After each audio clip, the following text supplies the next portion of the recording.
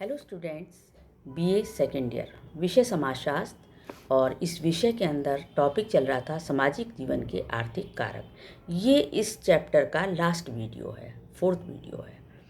इसमें मैं बताऊंगी कि आर्थिक कारक के संबंध में मार्क्स के क्या विचार हैं। मार्क्स का ये जो सिद्धांत है वो वर्तमान समय का सबसे महत्वपूर्ण सिद्धांत है, बल्कि ये एक क्रांतिकारी सिद्धांत है। इसमें इन्होंने कहा है कि इतिहास की भौतिक व्याख्या इन्होंने की और कहा कि मानव इतिहास में अब तक जितने भी परिवर्तन हुए हैं वे उत्पादन प्रणाली में परिवर्तन के कारण ही हुए हैं। मतलब उत्पादन प्रणाली में परिवर्तन होता है, इसलिए समाज में परिवर्तन होता है, इन्होंने ये कहा है। तो इनका ये विचार है कि जनसंख्या, भौगोलिक परिस्थितियाँ या अन्य कारण जो हैं उनका मानव के जीवन पर प्रभाव तो पड़ता है, लेकिन परिवर्तन के ये निर्णायक कारक नहीं है। निर्णायक कारक कौन से हैं? आर्थिक कारक या उत्पादन प्रणाली। ये उत्पादन प्रणाली को ही निर्णायक कारक मानते हैं। मतलब उत्पादन प्रणाली में परिवर्तन होने से समाज में परिवर्तन होते हैं, इन्होंने ये माना है। अब इस सिद्धांत को स्पष्ट करने के लिए इन्होंने क्या लिखा कि मनुष्य को जीवित रहने के लिए कुछ भौतिक मूल्यों की आवश्यकता होती है, जैसे रोटी, कपड़ा, मकान, और उत्पादन के लिए उत्पादन के साधनों की आवश्यकता होती है।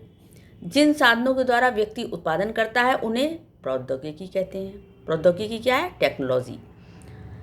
तो प्रौद्योगिकी में क्या होता है कि छोटे छोटे औजार, बड़ी बड़ी मशीनें, ये सारी चीज़ें इसमें सम्मिलित होती हैं। तो प्रौद्योगिकी में जब परिवर्तन आता है तो उत्पादन प्रणाली में भी परिवर्तन आता है। मतलब जैसे जैसे नई टेक्नोलॉजी आती है वैसे वैसे उत्पादन प्रणाली में अंतर आता है, परिवर्तन आता है। अब इनका मत है कि मानव अपनी आवश्यकता की पूर्ति के लिए किसी न किसी उत्पादन प्रणाली को अपनाता है। उत्पादन प्रणाली दो पक्षों से मिलकर के बनती है। पहली उत्पादन शक्ति और दूसरा है उत्पादन के सिद्धांत। उत्पादन शक्ति में क्या आता है कि जैसे मशीनें हैं, नई नई यंत्र हैं, या श्रमिक है, प्रौद्योगिकी है, और जो अनुभव है श्रमिकों का है या श्रम कौशल है, ये सारी चीज़ें आती हैं उत्पादन शक्ति में। और दूसरी तरफ क्या है? उत्पादन के सिद्धांत। उत्पादन के सिद्धांत क्या है कि जो उत्पादन के लिए नियम बनाए गए हैं, जिन नियमों के आधार पर उपर्युक्त सारी चीज़ों का प्रयोग किया जाता है। वो किसी भी वस्तु के उत्पादन के लिए हमें बहुत सारी चीज़ों की आवश्यकता होती है, औजार वगैरह, यंत्र वगैरह की आवश्यकता होती है, और साथ ही कुछ लोग उत्पादन में कार्य करते हैं।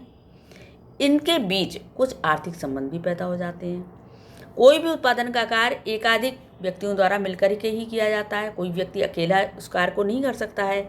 तो विभिन्न लोगों के सहयोग से ही उत्पादन क्रिया होती है। अतः प्रत्येक परिस्थिति और प्रत्येक काल या प्रत्येक समय में उत्पादन सामाजिक उत्पादन होता है। मतलब कोई भी उत्पादन, किसी भी चीज़ का जब उत्पादन होता है वो विभिन्न लोगों के सहयोग से होता है या विभिन्न चीज़ों के सहयोग से होता है, विभिन्न यंत्रों, विभिन्न औजारों, विभिन्न श्रमिकों के सहयोग से होता है। फिर क्या कहते हैं कि उत्पादन कार्य में परस्पर सहयोग करने वाले लोगों में कुछ निश्चित उत्पादन संबंध बन जाते हैं। जो भी उत्पादन करते हैं, किसी भी चीज़ का जब उत्पादन होता है लोगों के द्वारा, तो उनमें क्या होता है, आपस में सहयोग करते हैं वो लोग एक दूसरे का, तो उनमें जो है वो संबंध बन जाते हैं। वही संबंध क्या कहलाते हैं? आर्थिक संबंध कहलाते हैं। ये आर्थिक संबंध कैसे होंगे? ये व्यक्तियों की इच्छा पर नहीं डिपेंड करता है, बल्कि समय विशेष की उत्पादन शक्ति पर निर्भर करता है। मतलब उस समय की जो उत्पादन शक्ति है, जो विभिन्न साधन हैं, विभिन्न चीज़ें हैं, उन पर निर्भर करती है।